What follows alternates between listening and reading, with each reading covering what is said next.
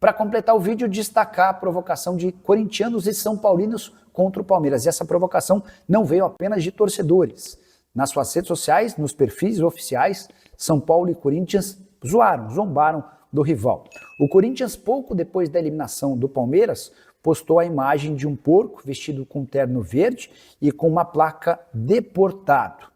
Na legenda, "Mundial é para poucos", seguida de uma taça nas cores de uma taça do mundo e das cores preto e branco. O São Paulo, na manhã desse sábado, postou: "Bom dia só para quem é tricampeão mundial". A imagem do mascote do São Paulo no Morumbi ensolarado. Na legenda, emojis com duas palmeiras, citando o Verdão, e aquele proibido e mundial, como se o Palmeiras, fazendo referência ao fato de o Palmeiras não ter mundial.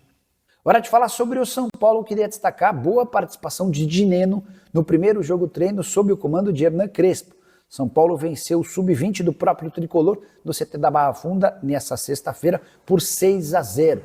E Dineno, recentemente contratado, depois de rescindir seu contrato com o Cruzeiro, marcou 3 dos 6 gols. 2 dos gols do Dineno aconteceram dentro da pequena área, um deles de letra e outro de rebote após uma cabeçada.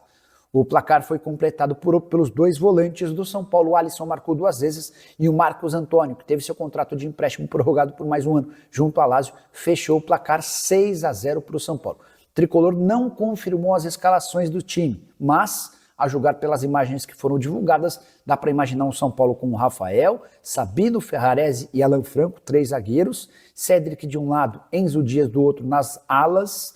Meio campo ainda teve Alisson, Marcos Antônio e Oscar. Na frente, Luciano e André Silva. Foram feitas várias alterações, mexidas na formação. Atletas da base também foram usados ao longo desse jogo treino. E você está esperançoso com o Dineno? Acha que o São Paulo precisa quais reforços? Usa o espaço para comentário e registra a sua opinião, beleza? Hora de falar sobre o São Paulo. Você já sabe que o Morumbi é a segunda maior fonte de receita do tricolor, certo? Contei para vocês alguns dias atrás que na temporada passada foram 170 milhões de reais a partir do estádio. Isso equivale a 25% do faturamento total do tricolor.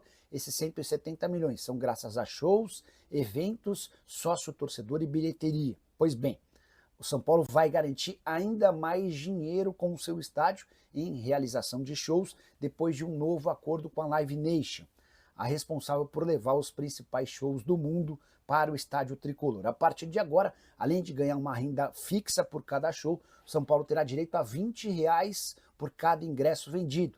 Isso significa que um show para 80 mil pessoas vai acrescer em mais ou menos 1.600.000 a receita tricolor. O São Paulo faturava num show grande, com estádio lotado, cerca de R$2.900.000. A expectativa é de que a partir de agora, cada show arrecade ou garanta ao São Paulo 4,5 milhões de reais. O tricolor tem 5 shows garantidos daqui até dezembro.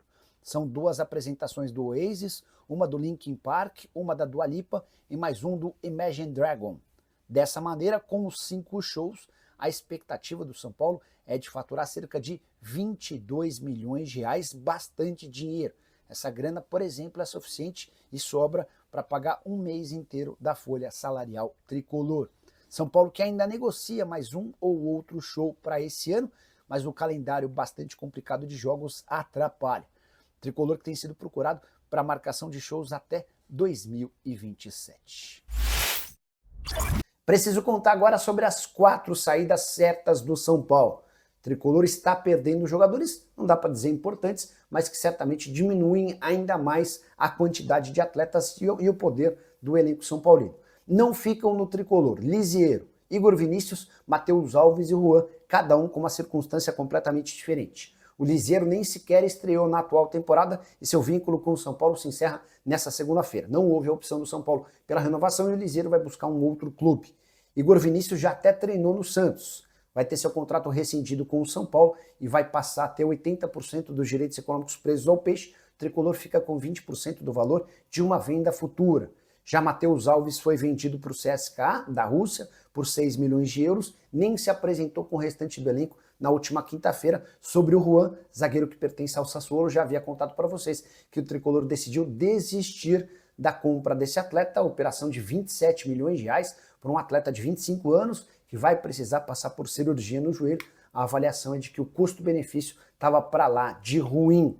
Dá para imaginar mais saídas no São Paulo? Sim, apenas em caso de propostas grandes, propostas gigantes. São Paulo ainda precisa de pelo menos uma boa venda, mas torce para que essa venda venha de jogadores que já foram do São Paulo e hoje estão no exterior. O Tricolor, com um mecanismo de solidariedade ou com percentuais futuros, pode eventualmente ajudar a compensar o seu problema com o fluxo de caixa. Em relação a reforços, São Paulo busca um zagueiro, 2 pontas e também um meio-campista. Todos precisam chegar sem custos. O Tricolor avalia que não tem capacidade para compra de direitos econômicos. Hora de falar sobre o São Paulo com boa notícia. Calma, não se trata de uma excelente notícia, você não vai sair soltando o rojão por aí. Mas, nos 2 primeiros meses desse ano, o Tricolor conseguiu reduzir em 3 milhões de reais a sua dívida total. Esse valor equivale a mais ou menos 0,2% de tudo que o São Paulo deve. Você vai lembrar que na virada do ano, o São Paulo havia ultrapassado os 900 milhões de reais de endividamento. Essa queda de 3 milhões de reais representa muito pouco, mas ao menos serve para mostrar que o Tricolor conseguiu estancar a sangria e deixou de fazer com que seus débitos aumentassem. Esse talvez seja o primeiro ponto. Durante o período de janeiro e fevereiro, que costumam ser 2 meses em que os clubes de futebol arrecadam menos, o São Paulo ainda conseguiu um superávit bem pequeno, de 157 mil reais. Só para completar, é importante dizer que o São Paulo nem fez muito alarde em cima de todos esses números, porque considerou todas as reduções bem discretas. A ideia, com a entrada do FDIC e com a associação ao Marinax, é fazer com que o São Paulo consiga reduzir de forma significativa essa dívida superior a 900 milhões de reais. Só para completar, lembrar que o São Paulo estreia ou reestreia Hernan Crespo como seu treinador contra o Flamengo no Maracanã, jogo que deve acontecer entre os dias 12 e 13 de julho. Hora de falar sobre indicações de Hernan Crespo ao São Paulo. Técnico argentino recém-contratado, já passou uma lista de jogadores com quem gostaria de atuar para as 3 funções que o São Paulo busca. São 2 atacantes de lado de campo, um para cada lado, além de um meio-campista. As indicações do Crespo não tiveram nomes revelados, mas dá para dizer que há jogadores da Argentina, que ele conhece há bastante tempo, e também do Oriente Médio, onde o Crespo esteve recentemente. Ele chegou a ser campeão do Al Ain, campeão da Champions Asiática, batendo ao Nasser e ao Hilal, 2 dos clubes mais ricos do mundo. Importante contar que o Crespo já foi avisado também de que não é porque ele indicou esses jogadores que eles serão contratados. A ideia é tentar chegar a um meio termo. O São Paulo também sugeriu nomes que tiveram a aprovação do Crespo. As negociações estão acontecendo, nada muito perto de fechar. Estou tentando descobrir nomes e assim que descobrir conto para vocês. Só para completar mais 2 novidades importantes sobre o São Paulo, o Tricolor não busca zagueiro, pelo menos até agora, mesmo com a saída do Hunter Sold. A ideia é que o Ferrarese, que atuava como lateral direito, passe a atuar como zagueiro. Dessa maneira, o São Paulo entende que talvez não exista a necessidade da contratação de um defensor. Sobre a lateral direita, o São Paulo perdeu o Igor Vinícius, negociado com o Santos, e não tem Mike, contundido. Até por isso, muita gente imaginou que o Ângelo, lateral direito de 16 anos de idade, e que já está vendido para o Strasbourg da França, que esse jogador seria promovido ao time principal. Até porque, no contrato de venda com o Strasbourg, há um bônus de 2 milhões de euros quando ele completar 2 minutos em campo pelo São Paulo. Mas o Tricolor não tem planos de subir o Ângelo por agora. A tendência é que o Igor Felisberto, que também veio da base, seja o reserva imediato do Cédric Soares. Quero te contar agora que Casemiro, volante que chegou a ser cobiçado por torcedores do Tricolor para voltar ao São Paulo, move um processo contra o clube. Isso mesmo, o time que o revelou tem contra si uma ação movida pelo Casemiro. E esse processo não é novo, tá? Processo aberto em 2014 por conta de uma série de dívidas que o Tricolor tinha com o volante. Ou melhor, ainda tem, porque não fez o pagamento.